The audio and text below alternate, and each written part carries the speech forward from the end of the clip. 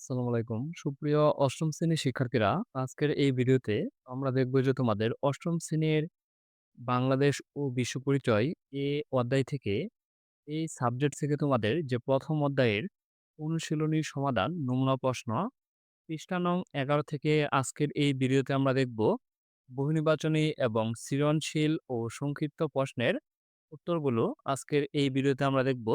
গত ক্লাসে তোমাদের এই বাকি পৃষ্ঠাগুলো যে কাজগুলো আছে সেই কাজগুলোর সমাধান আমরা দেখে নিয়েছি। এখন আমরা নমুনা প্রশ্নগুলো সমাধান করব।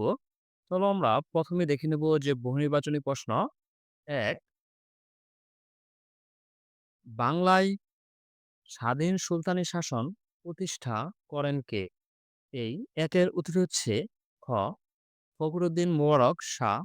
আর তারপর হচ্ছে ২, শশাঙ্কের যে মৃত্যুর পর ১০০ বছরকে মর্সানের যুগ বলা হয়, কারণ তখন এই ২ এর উত্তরটি হচ্ছে খ ১ এবং ৩। তারপর দেখো ৩ ও ৪ এর জন্য এই উদ্দীপকটি আমরা দেখে নিতে পারি যে মাহিমের দাদু তাকে একটি ঐতিহাসিক ঘটনা প্রসঙ্গে বললেন যে বাংলার নবাবকে শাসন কাজের জন্য অন্যকে জবাবদিহি করতে হতো। তাকে এই কাজের অর্থের জন্য অন্য একটি কৃতপক্ষের মুখোমুখি যে মুখাপেক্ষি থাকতে হতো। এখন আমরা ৩ এর উত্তরটি দেখব যে মাহিমের দাদুর বর্ণিত ঘটনার যে ঘটনায় কোন শাসনের চিত্র প্রতিফলিত হয়েছে। এই ৩ এর উত্তরটি হচ্ছে গ দ্বৈত শাসন। আর তারপর হচ্ছে বর্ণিত ঘটনার ফলে এই ৪ এর উত্তরটি হচ্ছে গ ২ এবং ৩। আমরা তোমাদের এই বহুনির্বাচনী প্রশ্নগুলো দেখে নিয়েছি। এখন আমরা দেখে নেব যে সৃজনশীল প্রশ্নগুলোর সমাধান। তার আগে আমরা এখানে উদ্দীপকটি আমরা ভালো করে পড়ে নেই যে নবীনপুর শিক্ষা দীক্ষায় পিছিয়ে থাকার ফলে এলাকাবাসী সব ক্ষেত্রে অনগ্রসর ছিল। উক্ত এলাকায় স্থানীয় প্রভাবশালী ও সম্পদশালী এক ব্যক্তির উদ্যোগে একটি প্রাথমিক বিদ্যালয়, একটি মাধ্যমিক বিদ্যালয় ও একটি কলেজ প্রতিষ্ঠিত হয়। ধীরে ধীরে এলাকার মানুষের মধ্যে শিক্ষার আলো প্রজ্বলিত হয়। কয়েক বছরের ব্যবধানে উক্ত এলাকার মানুষ সমাজ সচেতন হয়ে ওঠে। এলাকার শিক্ষিত নারী রায়হানা নারী শিক্ষার বিষয়ে এলাকাবাসীকে সচেতন করে তোলেন। এখন আমরা এই প্রশ্নগুলোর উত্তর দেখব। প্রথমেই হচ্ছে ক, ভারতীয় ভাইসরয় নিযুক্ত হয় যে নিযুক্ত হন কে? চলো আমরা এই কয়ের উত্তরটি দেখে নেই যে প্রথমে ভারতে নিযুক্ত হন ভাইসরয় হচ্ছে নিযুক্ত হন লর্ড ক্যানিং। নামটা হচ্ছে কি? লর্ড ক্যানিং। এটি তোমরা যে মুখস্থ করে ফেলবে যে লর্ড ক্যানিং। আর তারপর হচ্ছে ২, বাংলা যে ১১৬৬ সনে এদেশে মারাত্মক দুর্ভিক্ষ দেখা দেয় কেন? চলো আমরা এই ক্ষয়ের উত্তরটিও দেখে নেই। ক্ষয়ের উত্তরটি হচ্ছে যে ১৯৬৫ সালে যে লর্ড ক্লাইভ আনুষ্ঠানিকভাবে বাংলা, বিহার ও উড়িষ্যার দেওয়ানি লাভ করলে ও বিচ্ছিন্ন অঞ্চলে রাজস্ব আদায়ের ক্ষমতা ইংরেজদের হাতে চলে যায় এবং প্রশাসনেও তাদের কৃতিত্ব প্রতিষ্ঠিত হয়। আর রাজস্বের দায়িত্ব পেয়ে ইংরেজরা প্রজাদের উপর অতিরিক্ত করের বোঝা চাপিয়ে তা আদায় ব্যাপক চাপ সৃষ্টি করে। এটি আমরা যে তোমাদের এই ক্ষয়ের উত্তরটি দেখে নিয়েছি।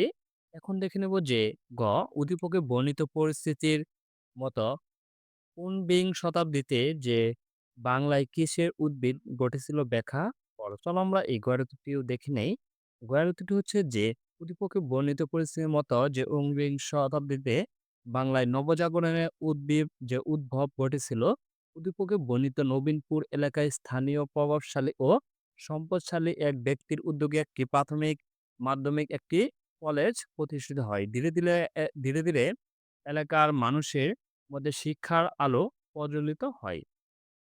আমরা তোমাদের এই গয়ের উত্তরটিও দেখে নিয়েছি। তারপরে দেখে নেব আমরা ঘ, রায়হানের মতো শিক্ষিত নারী যে রায়হানার মতো যে শিক্ষিত নারীর জন্যই এদেশে নারী শিক্ষার পথ সুগম হয়েছে উক্তিটি যথার্থতা নিরূপণ করে। চলো আমরা এই ঘয়ের উত্তরটিও দেখে নেই। ঘয়ের উত্তরটি হচ্ছে যে উদ্দীপকে উল্লিখিত রায়হানা নারী শিক্ষার বিষয়ে এলাকাবাসীকে যে সচেতন করে তোলেন। মধ্যযুগের সামাজিক অনুশাসন ও বিধিনিষেধের দাপটে বাঙালি নারী সমাজ ব্যাপকভাবে পিছিয়ে ছিল। কিন্তু এদেশে ইংরেজ শাসন প্রতিষ্ঠাতা হওয়ার পর ইংরেজরা তাদের শাসন পাকাপোক্ত করার লক্ষ্যে এদেশীয় যে মধ্যে থেকে আধুনিক শিক্ষায় শিক্ষিত ও অনুগত শ্রেণী তৈরিতে মনোযোগ দেয়। তাই ইংরেজরা এদেশে বেশ কিছু আধুনিক শিক্ষা প্রতিষ্ঠান প্রতিষ্ঠাতা করেন। যে ইংরেজদের পাশাপাশি প্রভাবশালী ও সম্পদশালী ব্যক্তিরাও বিভিন্ন প্রতিষ্ঠান ও প্রতিষ্ঠা করে ধীরে ধীরে এলাকার মানুষের মধ্যে শিক্ষার আলো যে প্রজ্বলিত করেন। ফলে এলাকার মানুষের মাঝে শিক্ষা ও সচেতনতা বৃদ্ধি পায়। নারী সমাজ তখনও সচেতন হয়ে উঠতে পারেনি, কিন্তু সময় কতিপয় শিক্ষিত নারী প্রচেষ্টায় নারীদের মাঝে আস্তে আস্তে সচেতনতা যে বৃদ্ধি পেতে থাকে। আমরা তোমাদের এই গয়ারটিও দেখে নিয়েছি। এখন তোমাদের এখানে সংক্ষিপ্ত প্রশ্ন আছে ৪টি, আমরা ৪টি প্রশ্নের সমাধান দেখে নেব। প্রথমে আমরা দেখে নেব ১, ইংরেজ শাসনকে ঔপনিবেশিক শাসন বলা হয় কেন? চলো আমরা এই একের উত্তরটি দেখে নেই। একের উত্তরটি হচ্ছে যে ইংরেজরা ভারতবর্ষ শাসন করতে মূলত নিজেদের অর্থনৈতিক ও রাজনৈতিক স্বার্থে দেশের সম্পদ লুট করে ইংল্যান্ড নিয়ে যেতে এবং দেশবাসীর কল্যাণের কথা ভাবত না। তাই ইংরেজ শাসনকে ঔপনিবেশিক শাসন বলা হয়। আমরা তোমাদের এই একের উত্তরটিও দেখে নিয়েছি। আর তারপরে দেখবো আমরা ২, বাংলায় ইংরেজ শাসন প্রতিষ্ঠার ২টি কারণ ব্যাখ্যা করো। চলো আমরা এই ২ এর উত্তরটি দেখে নেই। যে ২ এর উত্তরটি হচ্ছে মুঘল শাসনের দুর্বলতা ও নবাবদের অভ্যন্তরীণ কোন্দল, পলাশির যুদ্ধে নবাব সিরাজউদ্দৌলার পরাজয় এবং ইংরেজদের সামরিক ও কূটনৈতিক কৌশল। এটি তোমাদের যে আমরা ২ এর উত্তরটি দেখে নিয়েছি। এখন দেখব ৩, দ্বৈত শাসন প্রবর্তনের ফলে নবাব কেন ক্ষমতাহীন হয়ে পড়েন ব্যাখ্যা করো। চলো আমরা এই ৩ এর উত্তরটিও দেখে নেই। দ্বৈত শাসন প্রবর্তনের ফলে নবাব কেন ক্ষমতাহীন হয়ে পড়েন ব্যাখ্যা করা যে দ্বৈত শাসন নবাবের হাতে শুধু শাসন দায়িত্ব থাকলেও প্রকৃত ক্ষমতা ছিল ইংরেজদের হাতে।